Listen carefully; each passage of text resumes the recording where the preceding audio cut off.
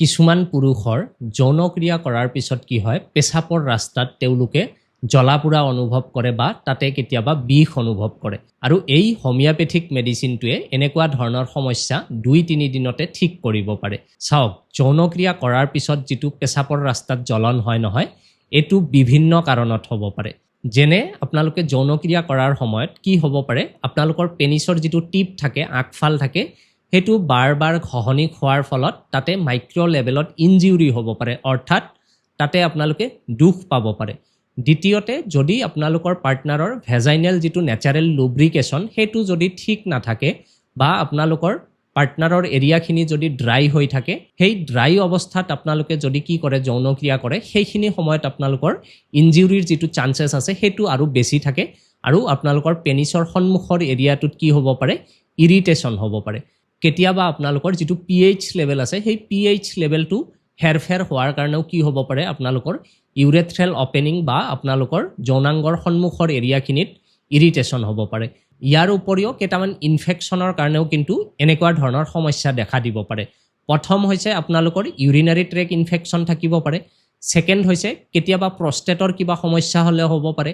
Third হৈছে আপোনালোকৰ ইউৰেথ্ৰেল ষ্ট্ৰিকচাৰ থাকিব পাৰে অৰ্থাৎ মূত্ৰনলীত কৰবাত আপোনাৰ মাংস বাঢ়িব পাৰে মূত্ৰনলীটো আপোনালোকৰ ঠেক হৈ যাব পাৰে। ফৰ্থ হৈছে আপোনালোকৰ সেক্সুৱেলি ট্ৰান্সমিটেড কিছুমান ইনফেকশ্যন থাকিব পাৰে। ইয়াৰ কাৰণে আপোনালোকৰ কৰিবলগীয়া হৈছে যদি আপোনালোকৰ পাৰ্টনাৰৰ কি হয় ভেজাইনা ড্ৰাই থাকে হেতু আপোনালোকে ওয়াটাৰ বেসড লুব্ৰিকেন্ট ইউজ কৰিব।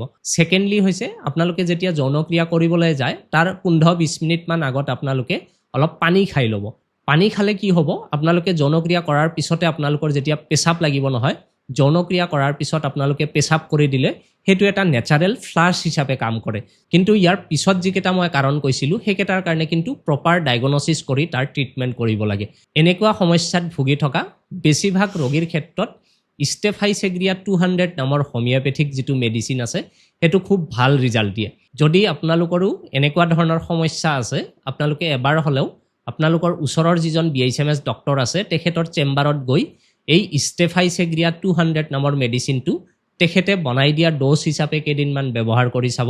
সম্ভৱতঃ এই মেডিচিনটোতে আপোনালোকৰ সমস্যাটো দূৰ হৈ যাব। কিন্তু কিছুমান ৰোগীৰ ক্ষেত্ৰত যদি সেক্সুৱেলি ট্ৰান্সমিটেড ইনফেকশ্যন থাকে বা ইউৰেথ্ৰেল ষ্ট্ৰিকচাৰ থাকে তেনেকুৱা ক্ষেত্ৰত কিন্তু প্ৰপাৰ ডায়াগনচিছ কৰিহে ট্ৰিটমেন্ট কৰিব লাগিব। মোৰ চেম্বাৰ ধুবুৰী জিলাৰ চাপৰ টাউনত। যদি চাপৰ টাউনলৈকে অহাটো আপোনালোকৰ কাৰণে সম্ভৱ হয় তেনেহলে এই স্ক্ৰিনত দিয়া নম্বৰটোত হোৱাটছএপ কৰি আপোনালোকে যিকোনো ধৰণৰ সমস্যাৰ হোমিওপ্যাথিক চিকিৎসাৰ কাৰণে আহিব পাৰিব।